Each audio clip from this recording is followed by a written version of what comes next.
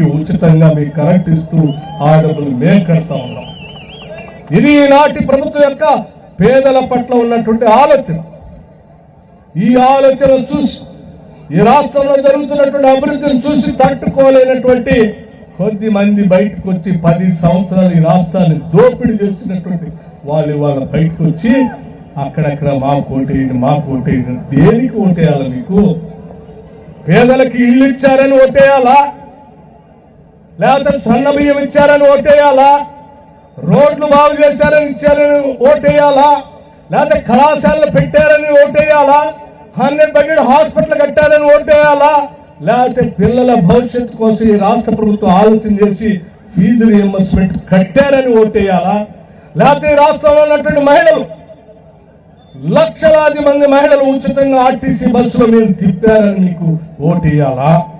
లేకపోతే ఈ రాష్ట్రంలో ఉన్న మహిళలకు 27,000 కోట్ల రూపాయలు వడ్డీ లేని రుణాలు ఇచ్చారని ఓటేయాలా? దేనికి ఓటేయాలా? మీకు ఈ రాష్ట్రాన్ని దోపిడీ చేసుకున్నందుకు ఓటేయాలా? లేకపోతే ఈ రాష్ట్రాన్ని మిమ్మల్ని నన్ను ఈ రాష్ట్ర ప్రభుత్వాలు అన్నింటినీ తాకట్టు పెట్టి 8 లక్షల కోట్ల అప్పు తీసుకొచ్చి ఈ రాష్ట్రం పైన పడి దోచుకున్నారని మీకు ఓటేయాలా? దేనికి ఓటేయాలి? ఈరోజు ఆలోచన చేయి. చాలీగా మీ పరిపాలన అయిపోయింది. ప్రజలు గమనించారు. ఈరోజు రాష్ట్రంలో ఉన్నటువంటి పేదలు ఒక్కళ్ళే కాదు, చదువుకున్నటువంటి ప్రతి విద్యార్థికి ఉద్యోగ అవకాశాలు దొరకాలనేటువంటి ఆలోచనతో మేము అధికారంలో రాగానే పబ్లిక్ సర్వీస్ కమిషన్ ప్రక్షాళన చేస్తామని చెప్పాం. చెప్పటమే కాదు, జాబ్ క్యాలెండర్ ప్రకటిస్తామని చెప్పాం. చెప్పినట్టుగానే ప్రక్షాళన చేశాం. ఒక ఉన్నత స్థాయి డీజీపీ ర్యాంకులో ఉన్న అధికారిని పెట్టాం.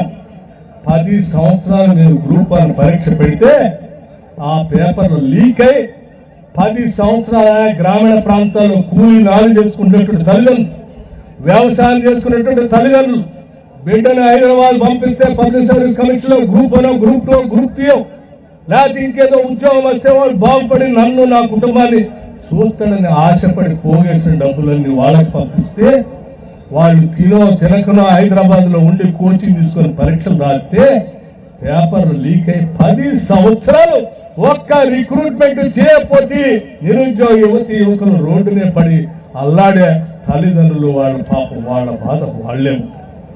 ఈరోజు నేను చెప్పినట్టు రాగానే గ్రూప్ 1 పరీక్ష నిర్వహించడం కాదు, రిజల్ట్స్ అనౌన్స్ చేశాం. ఉద్యోగాల పత్రాలు ప్రజల పక్షంలో ప్రజల సమక్షంలో పంచాం. గ్రూప్ 2 నిర్వహించాం, ఉద్యోగ పత్రాలు ఇచ్చాం. దాదాపు మేము రాగానే ఇప్పటికీ 70,000 ప్రభుత్వ ఉద్యోగాలు ఈ రాష్ట్రంలో ఉన్నటువంటి నిరుద్యోగ యువకులకి ఉద్యోగ నియామక పత్రాలు అందించాం.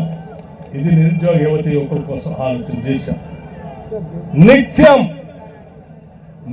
ఈ రాష్ట్ర వనరులు ప్రజలకు ఎలా పంచాలని ఆలోచనతోనే పనిచేస్తున్నాం తప్ప వాళ్ళలాగా మేము ఆలోచన చేయట్లేదు. ప్రజలందరికీ నేను విజ్ఞప్తి చేసుకోవాలి, మీరు భవిష్యత్తులో ఆలోచన చేసే ప్రతి పని ద్వారా ఈ రాష్ట్ర ప్రజల క్షేమం కోసమే పనిచేస్తారు. రేపొద్దున వైరా పట్టణ ప్రజలు అన్ని వార్డులో ఉన్న ప్రజలందరికీ నేను విజ్ఞప్తి చేస్తా ఉన్నాం. ఈ వైరా పట్టణం మనది, ఈ వైరా పట్టణం మనది. మనందరినీ అభివృద్ధి చేసుకోవాల్సిన బాధ్యత మనందరి పైన ఉంది. దానికి వదిలేయాల్సిన అవసరం లేదు. అదృష్టం కొద్ది మీ అందరి ఆశీర్వచనంతో ఇవాళ ప్రజాప్రభుత్వం ఏర్పడింది. మీ అందరి ఆశీర్వచనంతో స్థానికంగా శాసనసభ్యుడు రామదాస్ నాయక్ గారు ఎన్నిక కాబడ్డారు. మీ అందరి ఆశీర్వచనంతో ఈరోజు రేవంత్ రెడ్డి గారు ముఖ్యమంత్రిగా, నేను డిప్యూటీ సీఎంగా ఈ ప్రాంతవాసిగా ఉన్నాను. ఈ వైరా పట్టణాన్ని అభివృద్ధి చేసుకునేటువంటి అద్భుతమైనటువంటి అవకాశం వచ్చింది. ఏ రోడ్డు వదిలిపెట్టాం, ఏ డ్రైనేజ్ వదిలిపెట్టాం, ఇక్కడ కావాల్సిన ఏ కళాశాల వదిలిపెట్టాం.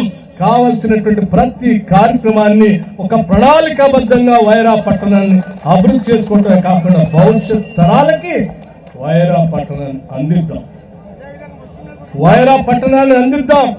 ముస్లిం మైనార్టీ సోదరులు చెప్తా ఉన్నారు, ముస్లిం మైనార్టీ సోదరులకు కావాల్సిన అన్ని కార్యకలాపాలు చేస్తా ఉన్నాం. బడ్జెట్ పెంచాం, పెద్ద ఎత్తున వాళ్ళకి కావాల్సిన కార్యకలాపాలు చేస్తా ఉన్నాం. ఇక్కడ ఉన్నటువంటి బిల్డింగ్ ఈద్గా సగం కట్టి ఆగిపోయింది. నిధులు కావాలని ఒక రిప్రజెంటేషన్ ఇచ్చారు. తప్పనిసరిగా వాటి నిధులు శాంక్షన్ చేపించడం కాదు, పూర్తి చేపిస్తాం. అట్లాగే ఇక్కడ ఉన్నటువంటి బంక్ కాలనీ, ఆ పైన ఉన్నటువంటి